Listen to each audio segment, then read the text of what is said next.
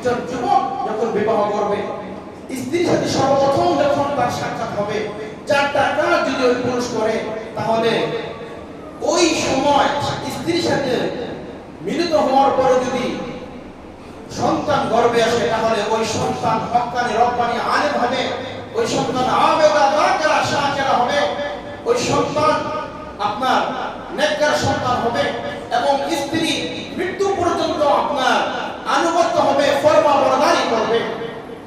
বলে স্ত্রীর সাথে প্রথম সাক্ষাৎ হওয়ার সাথে সাথেই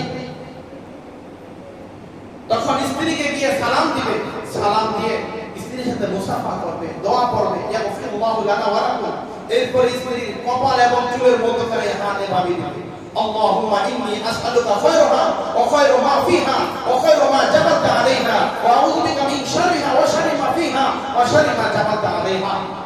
আয় আল্লাহ, এই নববধূর যত কল্যাণ আছে সমস্ত কল্যাণগুলো তোমার কাছে চাচ্ছি, এবং সৃষ্টিগতভাবে তার ভিতরে যত খারাপই আছে, বদআখলাকি, বদদীনি, বদমেজাজি যা আছে, এগুলো সব কিছুকে দূর করে হোসনে খুলুক, উত্তম আদর্শ, উত্তম চরিত্রের অধিকারী তুমি তাকে বানায় দাও, এবং আনুগত্যের একটা মাধ্যম, মানার মাথা তার ভিতরে তৈরি করে।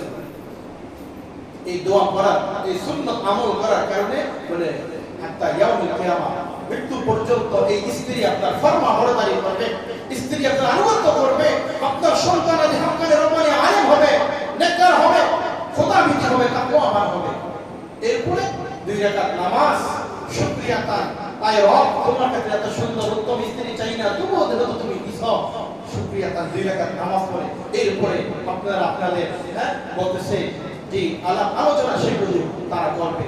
তাহলে প্রথম স্ত্রীর সাথে দেখা হওয়ার সাথে সাথে সালাম দিবে, মুসাফা করবে, স্ত্রীর কপাল এবং চুলে এভাবে ধরে এই দোয়াটা পড়বে, এরপরে 2 রাকাত নামাজ পড়বে। বলে এই 4টা আমল যদি কোনো আল্লাহর বান্দা, কোনো নবদুলহান, নববধূ যদি করে, তাহলে আল্লাহ রহমত বরকত দ্বারা তাদের সংসারকে আল্লাহ পরিপূর্ণ করে দেবে। লম্বাচনা অনেক আলোচনা ছিল, ওইদিকে আর আজকে যাচ্ছে না। তাহলে বলতেছিলাম যে সবচেয়ে একটাই কথা, যুবক তোমার চরিত্রকে উত্তম চরিত্র বানাও। যদি তোমার জীবন সঙ্গী সুন্দর চাও, নিজের চরিত্রকে সুন্দর বানাও। আর আমার বন্ধুদেরকে বলবো, স্কুল ভার্সিটি কলেজের বন্ধুদেরকে বলবো, তোমরা তোমাদের চরিত্রকে যদি সুন্দর বানাতে পারো, তাহলে তোমরা তোমাদের জীবন সঙ্গী পুরুষকে উত্তম চরিত্রের, উত্তম আদর্শের পাবে। তোমরা যদি তোমাদের চরিত্রকে তোমরা যদি পুরুষতি করো, দুশ্চরিত্র বানাও, আল্লাহ কসম তোমাদের ভাগ্যে ওই দুশ্চরিত্র পুরুষ তোমাদের ভাগ্যে পাবে। আর এই ক্ষেত্রে নারী পুরুষ উভয় দিনদারিত্বকে প্রাধান্য দিবে। আর পিতা মাতা এবং অভিভাবক যারা রয়েছে, তারাও যেন দিনদারিত্বকে প্রাধান্য দেয়। এই বিষয়ে অবশ্যই আমাদেরকে খেয়াল রাখতে হবে। রব্বে কারীম আমাদের সকলকে এই বিষয়ের উপর আমল করার তৌফিক আল্লাহ দান করুন। সকলে বলুন আমিন।